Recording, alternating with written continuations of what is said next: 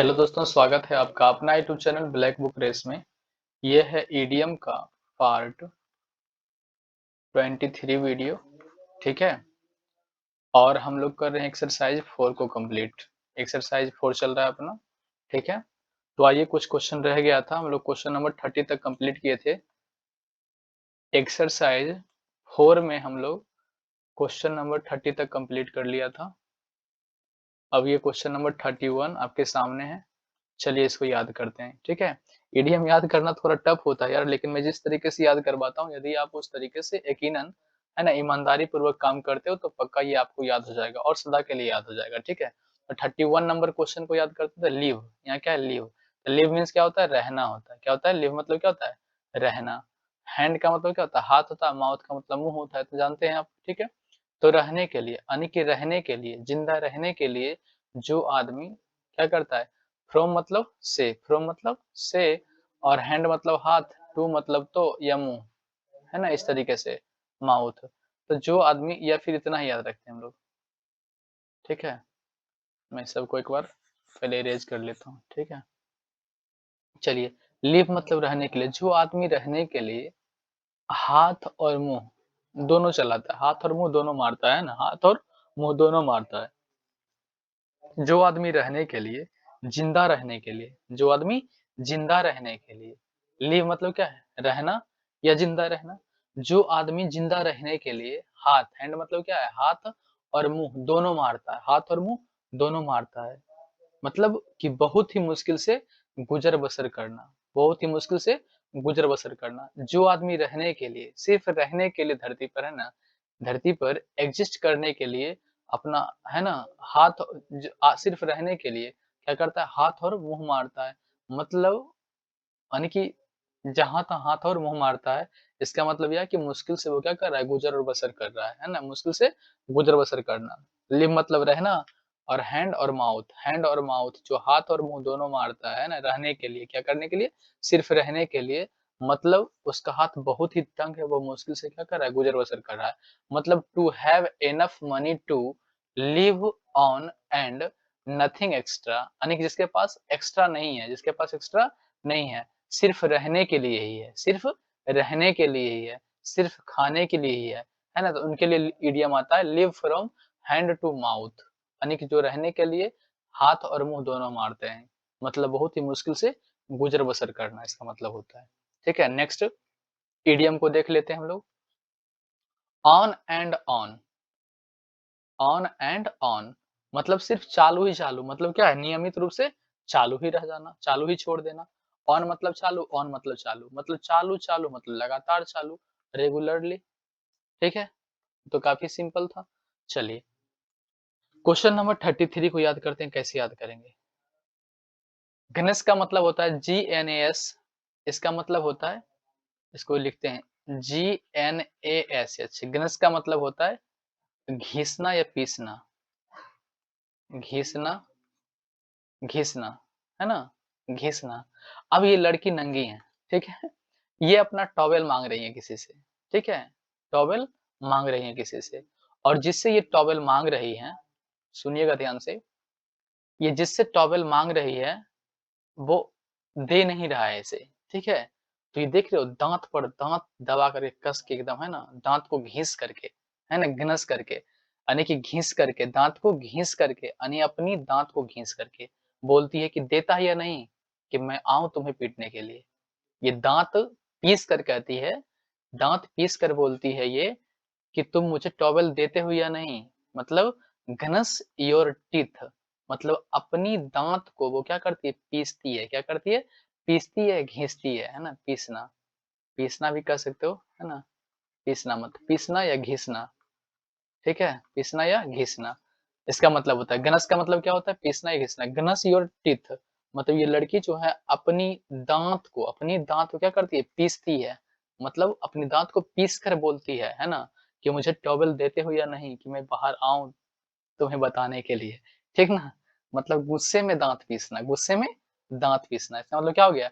गनस your teeth का मतलब हो गया गुस्से में दांत पीसना, गुस्से में दांत पीसना। दांत पीसना का मतलब ये होता है गुस्सा करना। दांत पीसना, दांत मसमसाना का मतलब क्या होता है?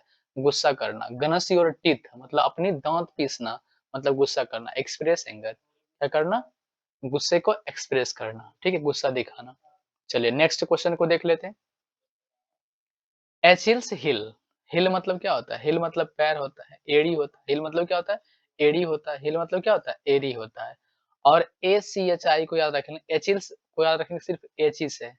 एची फॉर अच्छी, ए सी एच आई को पढ़ लेंगे अच्छी, है ना? ए सी एच आई को पढ़ लेंगे अच्छी। और अच्छी हिल रखने के लिए, अच्छी हिल रखने के लिए, अच्छी हिल रखने के लिए हमें क्या करना होता है? हमें अपनी कमजोर पहलू पर ध्यान देना होता है, अच्छी हील रखने के लिए। आप लोग देखते होंगे कि ठंडियों के मौसम में क्या होता है, पैर में जो होता है ना, पैर फटना शुरू हो जाता है, ठीक है? और इसे हम लोग वैसलीन लगा-लगा के इसको ठीक करते हैं ना, पैर में क्या होती है, यानी कि फटने लगता है, पैर क्या होने लगता है, फटने लगता है। तो अच्छी हील के लिए क्या करना होगा हमें? हमें कमजोर पहलू पर ध्यान देना होगा, है ना? वीक पॉइंट पर काम करना होगा, है ना? तो अच्छी हील्स के लिए क्या होना होना चाहिए? अच्छी हील्स के लिए हमें क्या करना चाहिए? वीक पॉइंट पर काम करना चाहिए। यानी कि सर्दियों में एड़ी पर लगने के लिए, यानी कि एड़ी पर लगाने के लिए अच्छी वैसलीन लेनी चाहिए, क्योंकि सर्दियों में यही सबसे ज़्यादा क्या होती है? फटती है, मतलब कि सबसे कमज़ोर पहलू, है ना? यानी कि ठंडी जो है, यानी ज़्यादातर यही सब पार्ट को क्या करता है? डैमेज करता है। पैर की एड़ी हो गया, ये सब है ना। तो अच्छी हील्स यानी कि अच्छी हील रखने के लिए हमें क्या करना होगा? कमजोर पहलू पर काम करना होगा, यानी कमजोर पहलू पर ध्यान देना होगा, क्योंकि यही सब हमारा क्या होता है? कमजोर पॉइंट होता है, ठीक है? वीक पॉइंट होता है सर्दियों में। वीक पॉइंट, वीकनेस और वल्नरेबल पॉइंट, है ना? वल्नरेबल पॉइंट बोल सकते हैं या वीकनेस वीक पॉइंट बोल सकते हैं। वीक पॉइंट कह सकते हैं हम लोग, कोई दिक्कत नहीं है। अच्छी हील्स रखने के लिए हमें क्या करना होगा? अच्छी हील्स रखने के लिए हमें क्या करना होगा? वीक पॉइंट पर काम करना होगा, यानी कि जहाँ पैर में सूजन आ रही है, फट रही है, उन सारे पॉइंट को हमें देखना होगा। चलिए, तो अच्छी हील्स का मतलब क्या हो गया? वीक पॉइंट पर काम करना, है ना? चलिए, क्वेश्चन नंबर 35 को देख लेते हैं। आउट ऑफ प्रिंट, अगर प्रिंट में है, ठीक है, तब तो अवेलेबल होगा। और आउट ऑफ प्रिंट, अगर प्रिंट से बाहर होगा, प्रिंट से बाहर होगा, प्रिंट से बाहर होगा, यानी कि अभी तक प्रिंट ही नहीं हुआ है। आउट मतलब बाहर, ऑफ मतलब का प्रिंट, मतलब प्रिंट से बाहर होना। प्रिंट से क्या होना? बाहर होना। प्रिंट से बाहर होना मतलब किसी पुस्तक की बाजार में अनुपलब्धता। जब प्रिंट ही नहीं होगा, प्रिंट से बाहर होगा। जब प्रिंट से क्या होगा? बाहर होगा, तो जाहिर सी बात है, अगर प्रिंट हो गया है तो मार्केट में आएगा। और अगर प्रिंट से आउट है, मतलब क्या? मार्केट में ही नहीं है ना? मार्केट में क्या है? अनुपलब्ध है, मतलब no longer being printed and sold by an publisher, यानी किसी पब्लिशर के द्वारा सोल्ड नहीं किए जाएंगे, बेचे नहीं जाएंगे, क्योंकि अभी तक क्या हुआ? प्रिंटेड नहीं हुआ है। नो लॉन्गर प्रिंटेड, यानी कि अभी तक प्रिंटेड हुआ ही नहीं है। तो आउट ऑफ प्रिंटेड का मतलब होता है, क्या होता है? किसी पुस्तक की बाजार में अनुपलब्धता होना, मतलब उपलब्ध ही नहीं है। आउट ऑफ प्रिंट है, आउट ऑफ प्रिंट है, मतलब प्रिंट ही अभी तक नहीं हुआ है। तो जाहिर सी बात है, अगर प्रिंट नहीं हुआ था, मार्केट में नहीं आएगा। और मार्केट में नहीं आएगा तो उसकी जाहिर सी बात है क्या बनी रहेगी? अनुपलब्धता। No longer being, no longer being है ना, printed, no longer being printed and sold by an publisher, मतलब किसी पब्लिशर के द्वारा सोल्ड नहीं किए जाएंगे, क्योंकि अभी प्रिंट नहीं हुआ है, आउट ऑफ प्रिंट है, आउट ऑफ प्रिंट है। और जब आउट ऑफ प्रिंट है तो बाजार में से क्या होगी? अनुपलब्धता बनी हुई रहेगी। तो आउट ऑफ प्रिंट का मतलब हो गया अनुपलब्धता का होना। ठीक है, नेक्स्ट क्वेश्चन को देखने के लिए हमें चलना होगा नेक्स्ट स्लाइड की तरफ। मैं इस स्लाइड को हटा लेता हूँ, ठीक है, और नेक्स्ट स्लाइड को लगा लेते हैं, ताकि मैं आपको बातों को समझा सकूं। चलिए, नेक्स्ट ईडियम आपके सामने है, क्या लिखा हुआ है? नेक्स्ट ईडियम आपके सामने, क्वेश्चन नंबर 36 लिखता है कि लेट समथिंग। अब देखो, इसको याद करने का सबसे आसान तरीका है स्लिप। क्या याद करने का? स्लिप, स्लिप वंस फिंगर, यानी अपनी हाथ की अंगुलियों से फिसल जाना, स्लिप हो जाना। क्या हो जाना? स्लिप हो जाना, ठीक है। Slip through, slip through one's finger, यानी कि अपनी अंगुलियों से क्या होना? स्लिप हो जाना। मतलब आपकी पकड़ से निकल जाना, आपके हाथों से फिसल जाना, अवसर खो देना या अपनी पकड़ खो देना। सही बात है ना? यही होगा ना? Let something slip through one's finger, है ना? अपनी अंगुलियों से क्या होना? फिसल जाना, अपनी अंगुलियों से फिसल जाना, मतलब पकड़ से बाहर हो जाना। टू वेस्ट एन अपॉर्चुनिटी, यानी आपकी अंगुलियों से, अपने हाथों से कोई चीज़ फिसल गया आपके हाथों से। जैसे मान लीजिए आपके हाथ में एक जॉब आया था, बहुत मेहनत करने के बाद आपके हाथ एक जॉब लगी, मुश्किल से, ठीक ना? अब वो भी क्या हुआ? आपके हाथों से निकल गई, आपके हाथों से स्लिप हो गई। मतलब क्या है? आपने एक बेस्ट अपॉर्चुनिटी को क्या किया? खो दिया। To waste to waste an opportunity, मतलब एक अपॉर्चुनिटी को आपने क्या किया? खो दिया, है ना? टू अचीव समथिंग, जो आपने अचीव अचीव किया था उसको क्या कर दिया? यानी वेस्ट कर दिया, उस अपॉर्चुनिटी को क्या कर दिया? वेस्ट कर दिया। तो मतलब अवसर खो देना, अवसर खो देना। स्लिप थ्रू वन्स फिंगर, मतलब अपने हाथों की अंगुलियों से स्लिप कर जाना, मतलब अवसर खो देना।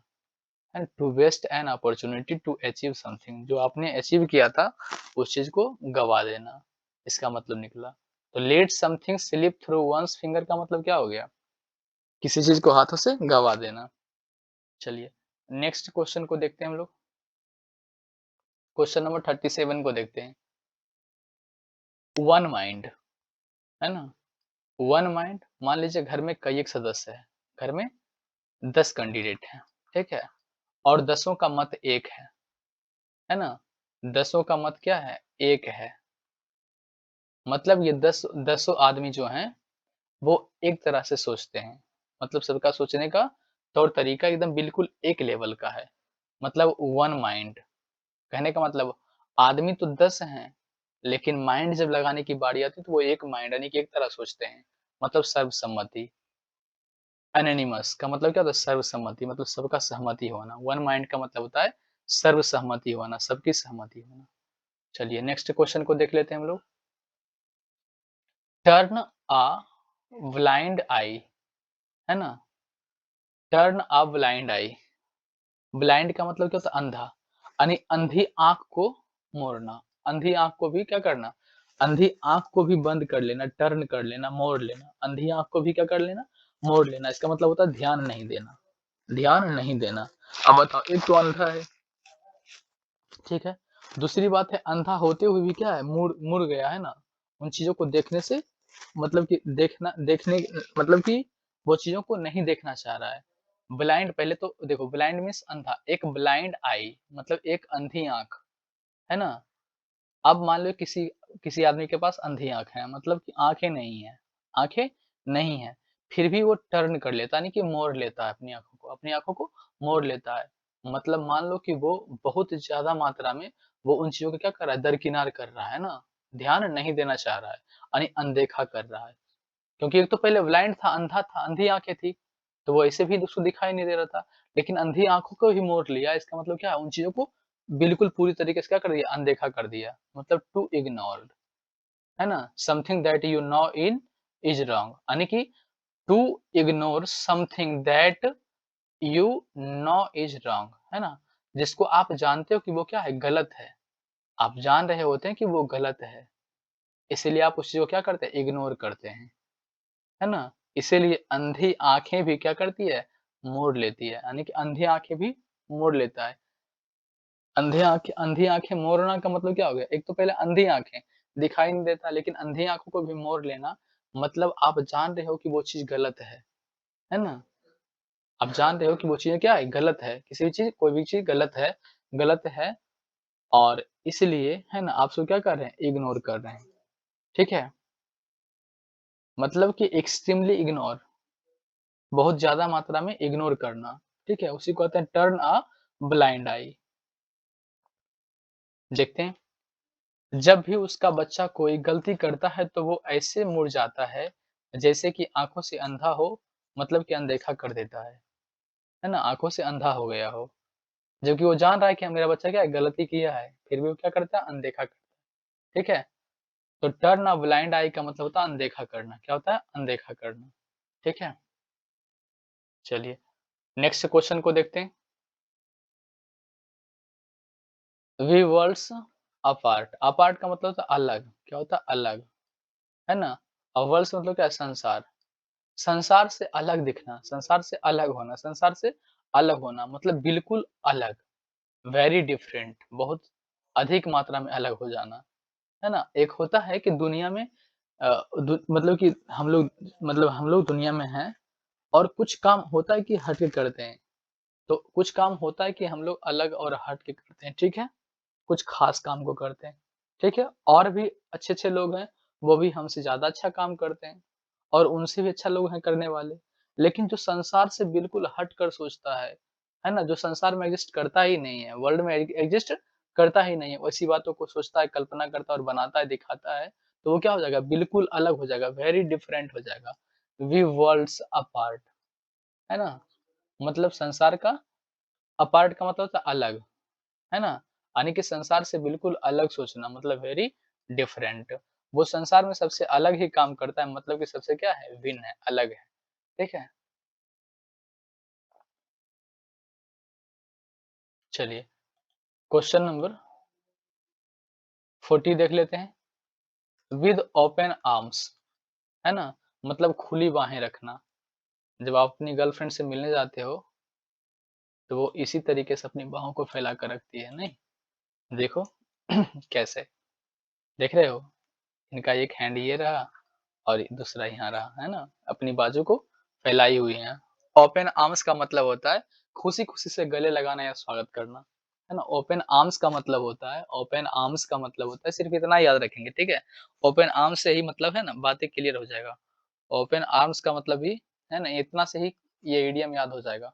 ओपन आर्म्स का मतलब हो जाएगा मतलब कि बाहें फैला कर रखना, बाहें खोल कर रखना, मतलब खुशी-खुशी से किसी को स्वागत करना, गले लगाना। To welcome, to welcome someone happily मतलब कि काफ़ी खुशी से है ना, मतलब किसी का स्वागत करना, गले लगाना, ठीक है? खुशी-खुशी स्वागत करना, मतलब क्या होता है खुशी-खुशी स्वागत करना, ओपन आर्म्स, ठीक है? तो इस प्रकार हम लोग क्वेश्चन नंबर 40 कंप्लीट किए। अभी इसमें और भी क्वेश्चन हैं, तो देखेंगे नेक्स्ट क्लास में। आज के लिए इतना ही, मिलते हैं नेक्स्ट क्लास में, तब तक के लिए जय हिंद दोस्तों।